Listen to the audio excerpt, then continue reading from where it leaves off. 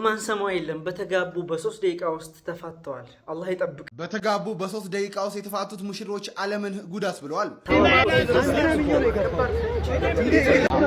ለምን ታገኛለህ? ድርጅት የኔ ነው ያለ ወለድ ቅድመ ክፍያ ያለ ወለድ 900 ምናምን ሺህ ብር ከፍላችሁ መኪና ተወስዳላችሁ የሚል እንግዲህ የ1000 ምናምን ገደማ ሰዎችን ገንዘብ ከተወሰደ በኋላ ያ ድርጅት ጠፍቷል አይነት ነገር ነው። አንተም ብዬ ነው አንተን ስለማቅ ነው የሰጠሁት ብሩን ይለዋል። ለምን ታቀኛለህ? ለሁላችሁም ነው የሚሆነው። ደጋግሜ እንደምለው ከሁሉም መንሱር ይሻላል። ይህንን ወንድማችንን አስታወሳችሁት? አንዋርን ሸሂድነትን አላህ ይቀበለውና መስጊዶቻችን በፍጹም አይፈርሱም፣ መስጊዶቻችን ከሚፈርሱ እኛ መስዋዕትነት እንከፍላለን ብሎ የምርም አድርጎት እንግዲህ ወደ ጌታው ሄዷል። አላህ ሸሂድነትን ይቀበለው። ታዲያ ከሱና ከቤተሰቡ ጋር በተገናኘ ከሰሞኑ የተሰሙት ነገሮች እጅግ በጣም የሚረብሹ ናቸው። የሰላም ሃይማኖት እስልምና ነው አለ። ሙስሊም ማለት እኮ የሰላም እምነት ማለት ነው። فمن شرح الله صدره للإسلام فهو على نور من ربه. أهلا وسهلا ورحمة السلام عليكم ورحمة الله وبركاته. سلام ودنا يتكبر عشان يكتاتوش بالاچوبت يا الله سلام زنا ترديچانو ان شاء الله ዛሬም ከመገኘት ተመልክታችሁት አነጋጋሪ ተወደዱ የተማረጡ እንዲሁም ደግሞ እስላማዊ ቪዲዮ አሉ ኢንሻአላህ እነዚህ ቪዲዮዎች በጋራ እንመለከታለን። ከእናንተ የሚጠበቀው ለቻናል አዲስ ከሆናችሁ ሰብስክራይብ በማድረግ ነበራችሁ ነገም ላይክ እያደረጋችሁ ሐሳብ አስተያየት እየሰጣችሁ እስከ ፕሮግራማችን ፍጻሜ አብራችሁን ቆዩ። ረመዳን እንዴት አለፈ? ቆንጆ ነው። ብዙ ጊዜ አንገናኝም። የተለያዩ ቪዲዮዎችን ነው ሰብሰብ አድርጌ የምለቅላችሁ ኢንሻአላህ። ከዚህ በኋላ አንጠፋም። በተለያዩ ቢዚ እየሆንኩኝ ነው። በድጋሚ ኢድ ሙባረክ ልላችሁ ወዳለሁ። ኢንሻአላህ ጾም አላህ ይቀበለን። ረመዳናችን አመት አላህ ይደርሰን። እንዲሁም ደግሞ ሸዋን እየጾማችሁ እንደሆነ ተስፋ አደርጋለሁ ኢንሻአላህ። እንግዲህ ማብራት እያስቸገረን ነው፣ ዝናብ እየጣለ ነው። አልহামዱሊላህ ረቢል ዓለሚን ምን ይባላል። ወደ ቪዲዮ አለፍኩላችሁ። የማንሰማው የለም። በተጋቡ በ3 ደቂቃ ውስጥ ተፋተዋል። አላህ ይጠብቀን። በተጋቡ በ3 ደቂቃ ውስጥ የተፋቱት ሙሽሮች ዓለምን ጉድ አስብለዋል። በኩዌት የሚገኙ ጥንዶች የጋብቻ ሰነድ ከፈረሙ ከ3 ደቂቃ በኋላ መፋታታቸው በርካቶችንም አስገርሟል። ይህ ክስተት በሀገሪቱ ለአጭር ጊዜ የቆየ አጭሩ ጋብቻ ተብሎም ተመዝግቧል። እንደተባለውም ጥንዶቹ በፍርድ ቤት ተገኝተው የጋብቻ ስምምነታቸውን በፊርማ ካረጋገጡ በኋላ ከህንፃው ለመውጣት እየተራመዱ እያለ ሙሽራዋ በድንገት ያደናቅፋትና ትወድቃለች። ታዲያ በዚህ ወቅት ሙሽራው ለመርዳት ከመሞከር ይልቅ ደደብ በማለት የሰደባት ሲሆን ድርጊቱ ያስቆጣት ሙሽሪትም ወዲያውኑ ወደ ዳኛው ዘንድ በመመለስ ጋብቻው እንዲፈርስ ጠይቃለች። ዳኛውም የሙሽሪትን ጥያቄ በመቀበል ጋብቻው ወዲያውኑ እንዲፈርስ የወሰነ ሲሆን ጥንዶቹ የጋብቻ ሰነዱን በፈረሙ በ3ኛው ደቂቃ ላይ ተለያይተዋል ሲል ዴይሊ ስታር ዘግቧል። ታዲያ ይህንን የ3 ደቂቃ ጋብቻ እንዴት አያችሁት? ሀሳባችሁን ኮሜንት ላይ ጻፉልን። ፎሎ እያደረጋችሁ ቤተሰብ ይሁኑ። እንዴት አያችሁት? ያጀማ ያ አላህ አይሳቅም።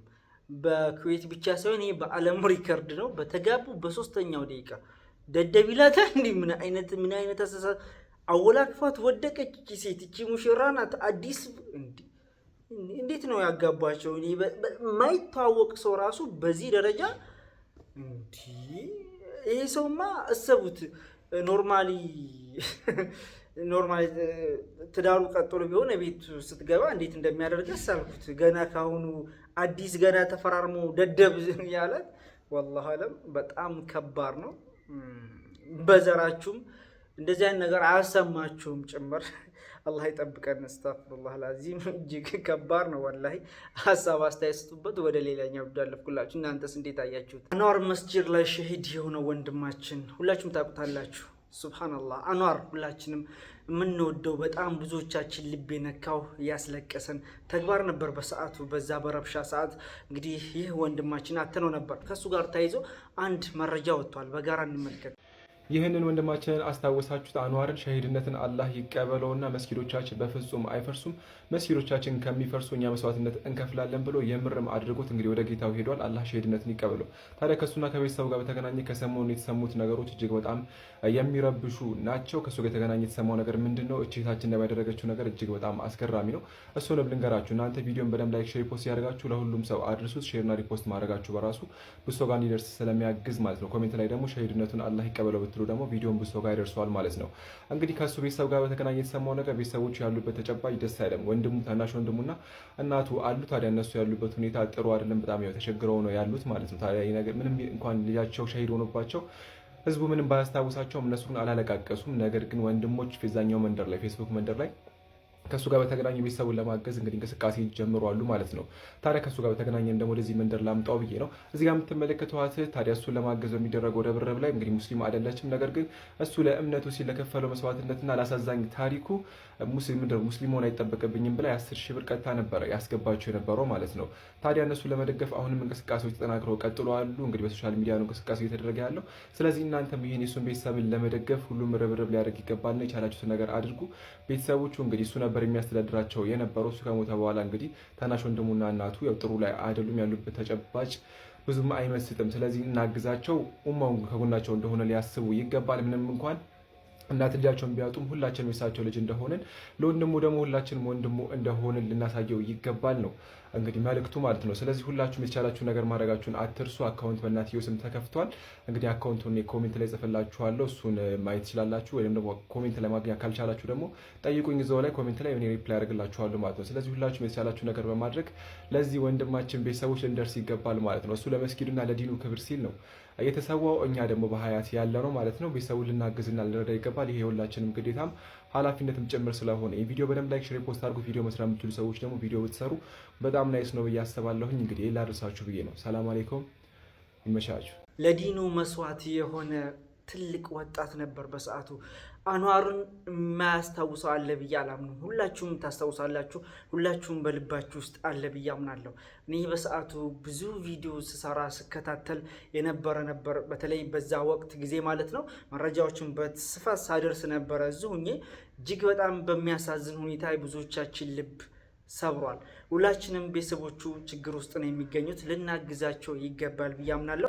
ስለዚህ አካውንቱ ተቀምጧል፣ በዚህ ልንደግፋቸው ይገባል። በተለይ ቺን ሴት አለማድረግ አይቻልም፣ ምክንያቱም የሌላ እምነት ተከታይ ናት። ነገር ግን ለቤተሰቦቹ ድጋፍ አድርጋለች። እህቶቹ ወንድሞቹ አሉ፣ እናቱ አለች። ስለዚህ ከነሱ ጎን ልንቆም ይገባል ብዬ አምናለሁ። ኢንሻአላህ ለአንዋር ሁላችሁም ዱዓ አድርጉለት ለማለት እወዳለሁ። ታዋቂው ቲክቶከር መንሱር ጀማል ከባድ ችግር ገጥሞታል። በተለይ በትናንትናው ዕለት ምንድነው የተፈጠረው? እስኪ በጋራ እንመልከት። ሰፋ አድርጌ ማብራራላችኋለሁ።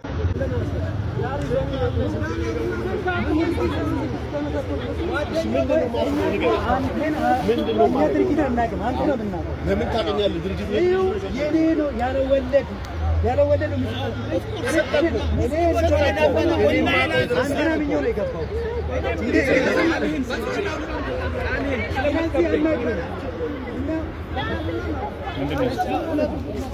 እነዚህ ሁሉ የተበደሉ ወገኖች ናቸው። በነገራችን ላይ ምንድነው የተፈጠረው? ከዚህም በፊት እንግዲህ መንሱር ብዙዎች እንግዲህ ታዋቂዎችን እያመኑ ብዙ ንብረታቸውን እያጡ እየተበሉ ይገኛሉ። በተለይ የውጭ ፕሮሰስ፣ የተለያዩ ኬዝ መንሱር ጀማል ከፊንቴክ ኢንቨስትመንት ጋር እንግዲህ ማስታወቂያ ሰርቶ ስምምነትም አላቸው። እንግዲህ የኔም ነው ጭምር እስከ ማለት ድረስ ቅድመ ክፍያ ያለ ወለድ 900 ምናምን ሺህ ብር ከፍላችሁ መኪና ተወስዳላችሁ የሚል እንግዲህ የ1000 ምናምን ገደማ ሰዎችን ገንዘብ ከተወሰደ በኋላ ያ ድርጅት ጠፍቷል አይነት ነገር ነው። በልቶ አምታቶ ተሰውሯል የሚል መረጃዎች ነው። እነሱ በህግ እንግዲህ ጉዳዩ ተይዟል። በቦታው ላይ የህግ አካል ባይኖር መንሱር ጀማል በነገራችን ላይ የሆነ ሰው አካል እንግዲህ ጥቃት ያደርስበታል ብዬ አምናለሁ። ምክንያቱም ብዙ የተበደሉ አሉ። ከእናታቸው ከልጆቻቸው ጎሮሮ ነጥቀው ነው እንግዲህ እነዚህ ሰዎች መኪና በቅድመ ክፍያ እናገኛለን ብለው ያጠራቀሙትን ብዙ መስዋዕት የከፈሉትን ገንዘብ አጠራቅመው ለዛ ድርጅት የሰጡት ብዬ አምናለሁ። ምክንያቱም ብዙ ሰዎች ተበሳጭተዋል። ብዙ ነገር በዚህ በህብረት ወጥተው እንግዲህ ፍርድ ቤት ድረስ ደረጃ ደርሰው ጥያቄ እየጠየቁ የሚገኙት መንሱር ጀማል ትናንትና ነው ይሄ ቪዲዮ የተቀረጸው። ቦታው ላይ እንግዲህ እንደዚህ አይነት ችግር ሁከት ተፈጥሮ ነበር። የህግ አካላቶች ባይኖሩ ችግር ይገጥመው ነበር። መንሱር ጀማል ድኗል ለጊዜው። ከዚህ ጋር ተያይዞ አንድ ቪዲዮ እንመልከት። እነ ኮተት እንደዚህ እያሉ ነው እናዳምጣቸው። ለምን ታገኛለህ? ድርጅት የኔ ነው ያለ ወለድ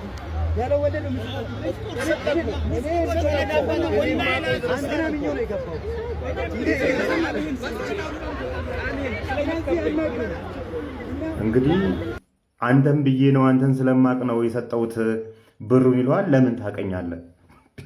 እወቁኝ አልከን እኮ ኢትዮጵያ ውስጥ ያለው ባለ ሀብት እኔ ነኝ። ወደ ጨረቃ መንኮራኩር ለመላክ ዝግጅት ላይ ነን። የግል ጄት ለመግዛት እየተዘጋጀው ነኝ እወቁኝ። ፊንቴክ ኢንቨስትመንት አዳማ ብራንች የኔ ነው እወቁኝ አልከና አወቅነ አታቀንም። ለምን አወቀኝ ልትለኝ አትችልም።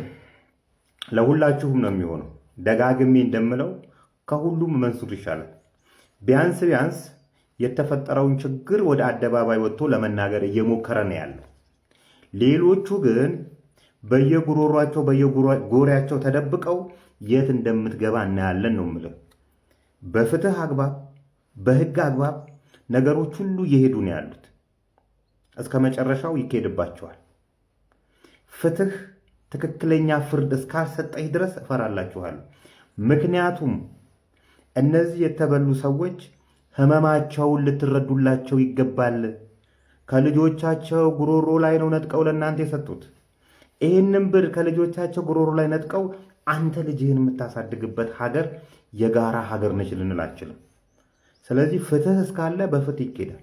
ያለበለዚያ ግን እፈራላችኋለሁ። እውነቴን ነው የምላችሁ፣ እፈራላችኋለሁ። ትላንትና መንሱር ጀማል እንዴት እንዳመለጠ ሁላችንም የምናውቀው ነው። እዛ አካባቢ የህግ አካላት ባይኖሩ ኖሮ የአንድ የተናደደ ቪክቲም ሊሰጥህ ይችላል ነው ምልህ። ከ1300 ምናምን ቪክቲሞች መካከል ብዙዎቹ ተስፋ የቆረጡና የተናደዱ ናቸው። ውጡና ወደ አደባባይ የምትሉትን በሉ። እኛ እስከምንሄድበት እንሄዳለን። እንዲህ ስትገኙ ማወቀኛ ለህ ልትለኝ አትችልም። ቢኮዝ እችንም ነገር እናንተ ናችሁ ያላችኋት። መኪኖቻችን ገብቷል። አዲስ አበባ ከስተመር እየጠበቀን ነው። እንግዲህ የእውነት በእውነት እያየናቸው ነው። እየተጫኑ ነው መኪኖቹ።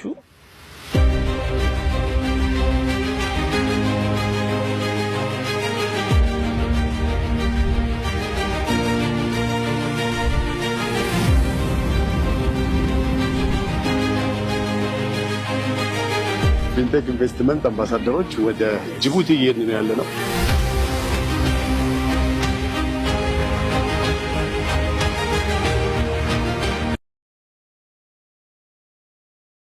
ታዋቂ ሰዎችም እየተሸወዱ ያሉት ብዬ አምናለሁ። በቃ ብዙ ገንዘብ ይከፈላቸዋል ማስታወቂያ በሚሊዮን። ከዛም በኋላ እዛ ነገር ውስጥ ድንቅር ይላሉ። እነዛ ድርጅቶች ደግሞ የብዙዎችን ገንዘብ እያምታቱ እየተሰወሩ ስለሆነ ታዋቂዎቹም ችግር አለባቸው።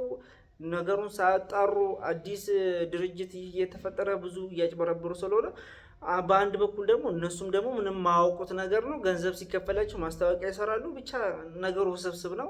ከእንደዚህ አይነት ነገር አላህ ይጠብቃችሁ። ልትጠነቀቁም ይገባል ብዬ አምናለሁ። ብዙ አጭበርባሪ ድርጅቶች ስላሉ። የሰላም ሃይማኖት እስልምና ነው አለ። ሙስሊም ማለት እኮ የሰላም እምነት ማለት ነው። አልቅሱ በቃ ይሁን በቃ ይሁን። ኢትዮጵያ አደጋ ላይ ነው ያለችው።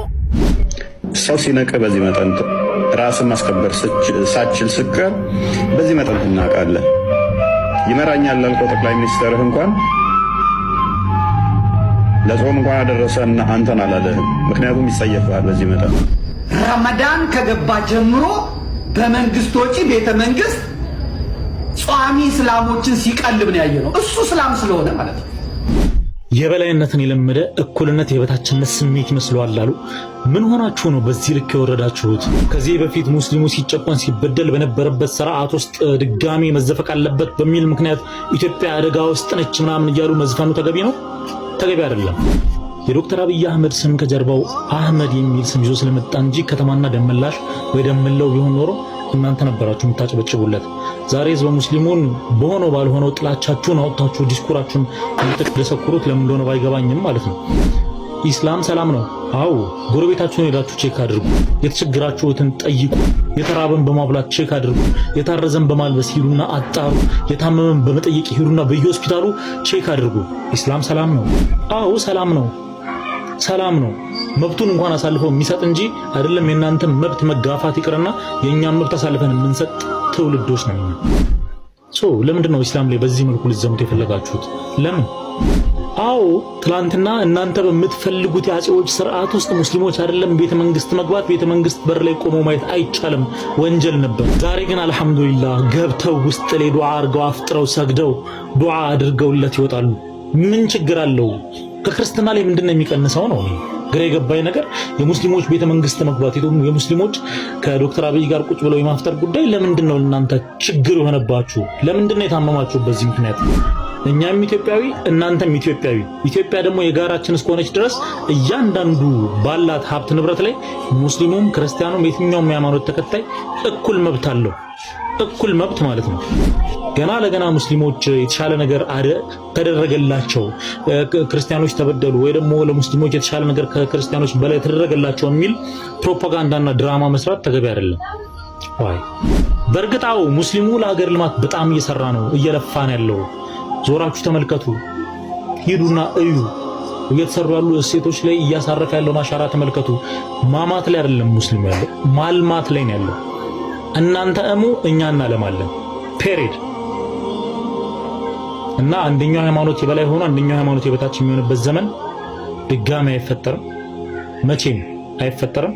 ስታልሙት ትኖራታላችሁ።